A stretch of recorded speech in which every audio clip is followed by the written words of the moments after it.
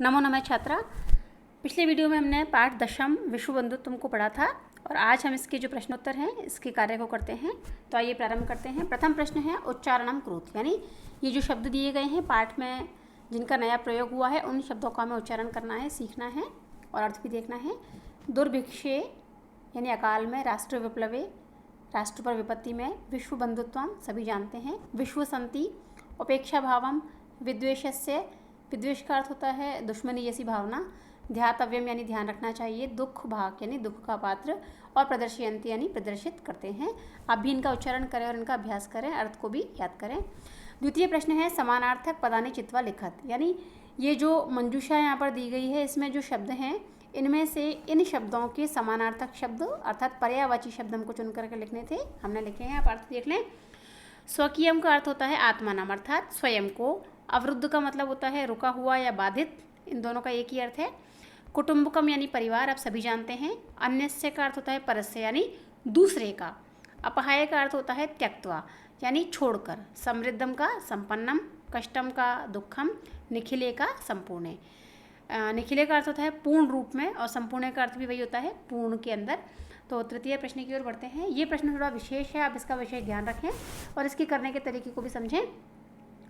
इसमें है रेखांकितानि पदानि संशोध्य लिखत, यानी ये जो पद, ये कंदुकात, ये जो शब्द दिए गए हैं इन सबको हमें संशोधित करके लिखना है। संशोधित का अर्थ होता है कि कुछ जो कमी है, जो गलती है उसको सुधार करके हमें पुनः लिखना है।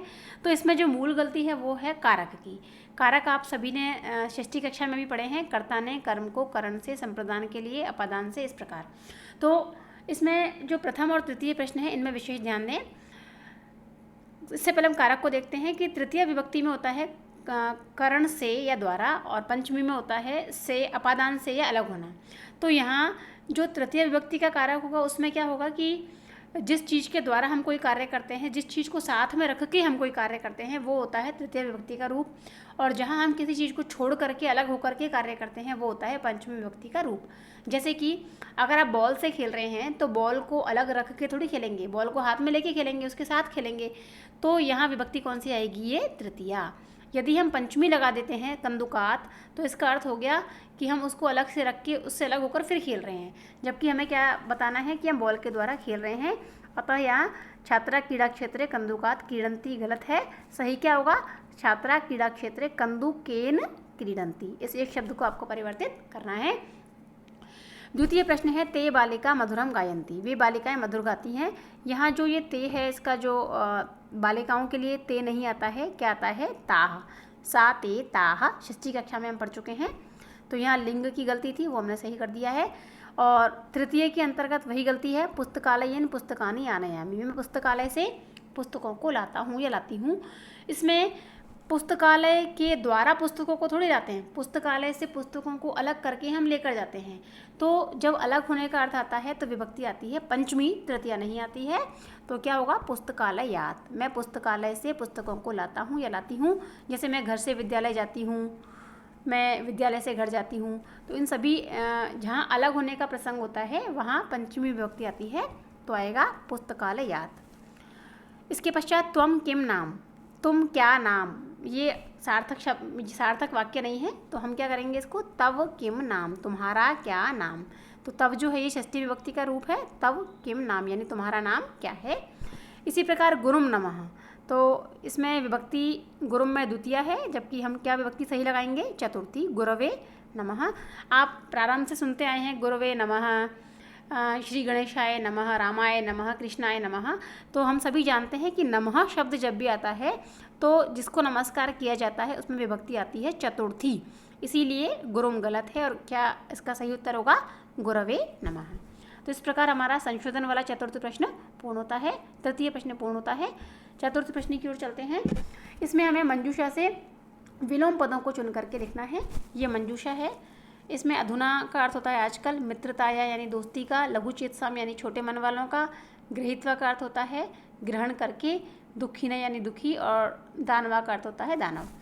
तो आगे देखते हैं। शत्रुताया का मित्रताया, पुरा का अधुना यानी पहले का आजकल, मानवा का दानवाह, उदार चरिता नाम का लघु चेतसाम यानी बड़े मन वाले और छोटे मन वाले, सुखिन का दुखिन, सुखी और दुखी। अपहाय का गृहीत्वा, अपहाय का अर्थ होता है छोड़कर, जबकि गृहीत्वा का अर्थ होता है स्वीकार करके या ग्रहण करके। तो इस प्रकार हमारा जो चतुर्थ प्रश्न है वो भी पूर्ण होता है। पंचम प्रश्न की ओर बढ़ते हैं।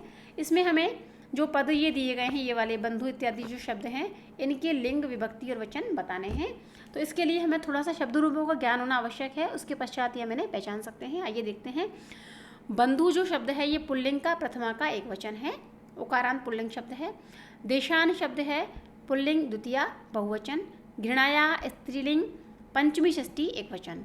ये स्त्रीलिंग के पंचमी षष्ठी में समान रूप होता है, इसलिए दोनों में से कोई भी हो सकता है। कुटुंबकम भी उसी प्रकार है, क्योंकि नपुंसक लिंग का रूप है, तो प्रथमा और द्वितीया में इसका समान रूप होता है। रक्षायाम स्त्रीलिंग सप्तमी एक वचन, और ज्ञान विज्ञान यो नपुंसक लिंग षष्ठी सप्तमी द्विवचन। षष्ठी सप्तमी द्विवचन में हर पुल्लिंग, स्त्रीलिंग, नपुंसक लिंग में जो द्विवचन होता है वो हमेशा समान होता है, अतः दोनों ही हो सकते हैं इसमें। षष्ठ जो प्रश्न है उसके अंतर्गत कुष्ठकेषु प्रदत्तेषु शब्देषु समुचिताम विभक्तिम योजयित्वा रिक्त स्थानानि पूरयेत्, यानी ये जो शब्द दिए गए हैं इनमें हमें सही विभक्ति लगा करके रिक्त स्थानों की पूर्ति करनी थी। तो इसमें ध्यान देने की बात यह है कि आपकी जो सप्तमी कक्षा की पुस्तक के पीछे कारक दिए गए हैं, कारक के साथ दो प्रकार की विभक्तियां हैं। एक तो कारक विभक्ति है और एक है उपपद विभक्ति, उस पर आधारित ये वाला पूरा प्रश्न है।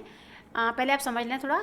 कारक विभक्ति वो होती है कि कर्ता ने कर्म को करण से संप्रदान के लिए इत्यादि कारकों के आधार पर जो विभक्ति लगती है वो कहलाती है कारक विभक्ति।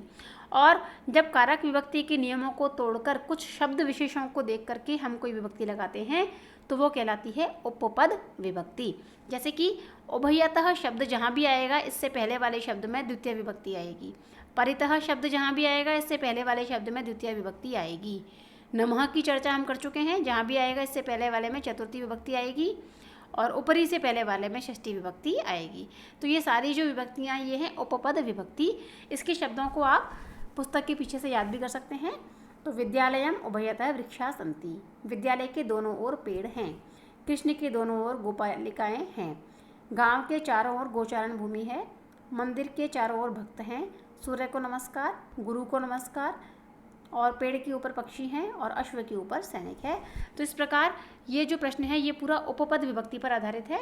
यदि आप उपपद विभक्तियों को याद कर लेते हैं, समझ लेते हैं, या सिर्फ शब्द विशेष के साथ कौन सी विभक्ति आएगी ये याद कर लेते हैं, तो आप इस प्रश्न को आराम से सरलता से स्वयं ही कर सकते हैं। प्रश्न संख्या 7 जो है इसमें समुचित पद को चुन करके रिक्त स्थानों की पूर्ति करनी थी। तो ये जो दो इसमें ऑप्शन दिए गए हैं इनमें से कोई एक आपको चुनना था।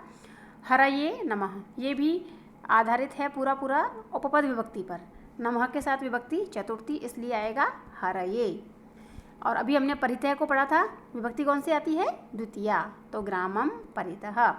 नमः के साथ फिर चतुर्थी अम्बायै, ऊपरी के साथ फिर षष्ठी मंचस्य, और उभयतः के साथ फिर द्वितीया पितरम। तो प्रश्न संख्या 6 और 7 दोनों ही आधारित थे उपपद विभक्ति के ऊपर। तो इसी के साथ ही हमारा जो अभ्यास कार्य है दशमहा पाठ का वो समाप्त होता है। आशा है आप सभी को समझ में आया होगा। यदि कोई परेशानी बाधा हो तो आप पूछ सकते हैं।